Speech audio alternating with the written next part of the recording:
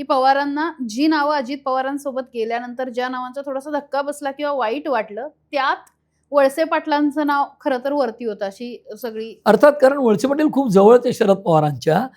पण आता प्रत्यक्ष आतमध्ये काय कारणं झाली की त्यांनी अजित पवारांबरोबर जायचा निर्णय घेतला हे मला अचूक माहीत नाही.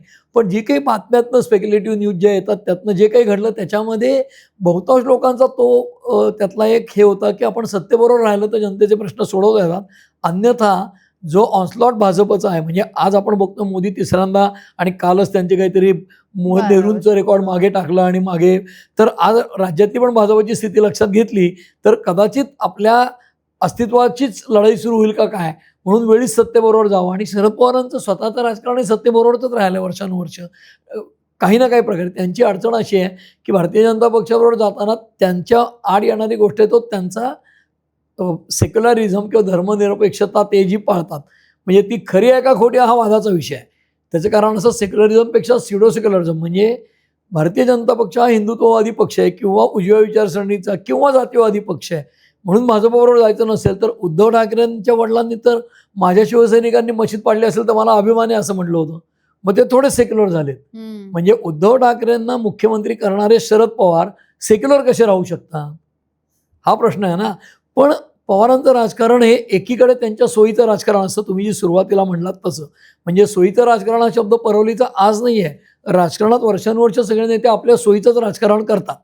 म्हणजे आपला तो बाबे आणि दुसऱ्याचं कार्टे हे जे मराठीतली म्हण आहे, त्याच न्यायाने या प्रत्येक डेव्हलपमेंटकडे सगळे राजकारणी आणि पक्ष बघत असतात. आपल्याबरोबर असेल त्यावेळेला त्या सगळ्या गोष्टी छान आहेत, समोर गेलं की उणी काढायला लागतात. हे तुम्ही कुठलंही उदाहरण घ्या, तुम्हाला सहज दिसेल. त्यामुळे पवारांचं राजकारण हे सोयीचंच राजकारण कायम राहिलेलं आहे. आणि हे आपण आत्ता म्हणताना पत्रकार विश्लेषक, अजित पवार पक्षातनं फुटले, त्यांच्या सत्ताधाऱ्यांबरोबर गेले, मंत्री झाले, त्यावेळेला त्यांनी ते जाहीर भाषणात 4 वेळा सांगितले की काकांनी कायम फक्त स्वार्थाचं किंवा मी म्हणेन ते खरं असं राजकारण केलं.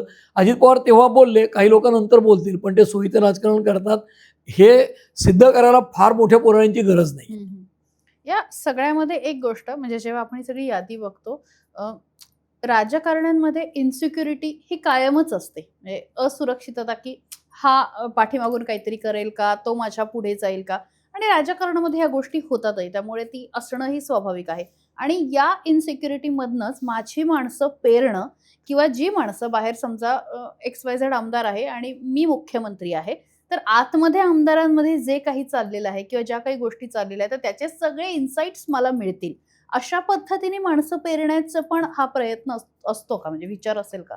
आता बघा, जनरली असं झालंय की पक्षाची निष्ठा बाळगणं किंवा एखाद्या विचाराची निष्ठा बाळगणं आणि त्या आधारे राजकारण करणं हे जनरली जनतेला अपेक्षित असतं. आपण सगळे बघतोय डेव्हलपमेंट्समध्ये की उद्धव ठाकरे मुख्यमंत्री झाले त्यावेळेला ते काँग्रेस राष्ट्रवादी बरोबर गेले, पण ते निवडणुकीला सामोरे भारतीय जनता पक्षाच्या बरोबर गेले होते युती करून. म्हणजे अलायन्समध्ये लढले, त्यांच्या जागा 56 आल्या, यांच्या 105 आल्या, तरी ते काँग्रेस राष्ट्रवादी बरोबर गेले.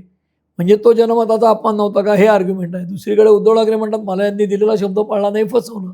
त्यामुळे हे वाद कितीही जरी घातले तरी सुद्धा कुठेतरी आज राजकारणामध्ये दगाबाजी होते का, तर होते ना. म्हणजे एकनाथ शिंदे गेल्यानंतर उद्धव ठाकरे त्यांना आज एक गद्दार म्हणतात. एकनाथ शिंदे म्हणतात माझ्यावर अन्याय होत होता म्हणून मी बाहेर आलो. एक्झॅक्टली कुणी काय केलं हे आपल्याला किंवा पत्रकारांना म्हणजे किती काळानंतर कळेल ह्याला काही लॉजिक नाही आहे, केव्हा कळेल याचं. म्हणजे अजित पवार म्हणतात हा मूळ पक्षात माझा NCP आणि काकांनी मनासारखं केलं, आणि हे लोक म्हणतात ते रेड्सला किंवा ईडीला घाबरून गेले. तर ईडीला घाबरून गेले या म्हणण्यामध्ये परिस्थितीजन्य पुरावा आहे, आणि या सगळ्या लोकांच्या चौकशा होत्या आणि त्या बंद होतात. जसं प्राजक्त तनपुरे उमेदवारी मागे घेतली आणि आता विधान परिषदेवर भाजपमधनं आलेत, याचा अर्थ ते ईडीला घाबरून, तपासण्यांना घाबरून आणि या गोष्टींना घाबरून गेलेत. ह्याला परिस्थितीजन्य पुरावा निश्चित आहे. म्हणजे भारतीय जनता पक्षाकडनं या यंत्रणांचा वापर होतो का, तुम्हाला असं आर्ग्युमेंट करून कोर्टात सिद्ध करता येणार नाही पत्रकार किंवा विश्लेषक म्हणून. पण परिस्थितीजन्य पुरावे भाजपच्या विरोधी आहेत हे नक्की या गोष्टींमध्ये. तसं अजित पवारांना मोदींनी 4 दिवस आधी म्हणायचं की सगळ्यात मोठा भ्रष्टाचार सिंचन घोटाळा आहे, आणि त्याच्यानंतर अजित पवारांना पक्षात घ्यायचं, तर हे कशाचं लक्षण आहे. पण ते त्यांच्या राजकारणासाठी होतं, त्यांना शरद पवारांना खच्ची करायचं होतं म्हणून त्यांनी घेतलं होतं. त्यामुळे राजकारणामध्ये जसं प्रेमात आणि युद्धात सगळं क्षम्य असतं, तसं राजकारणातही सगळ्या गोष्टी क्षम्य आहेत. आणि राजकारणामध्ये तुम्ही जाऊन शुचिता शोधणं म्हणजे पुन्हा गुऱ्हाळामध्ये जाऊन क्रोसिन मागण्यासारखं आहे किंवा मेडिकल शॉपमध्ये जाऊन मँगो ज्यूस मागण्यासारखं आहे.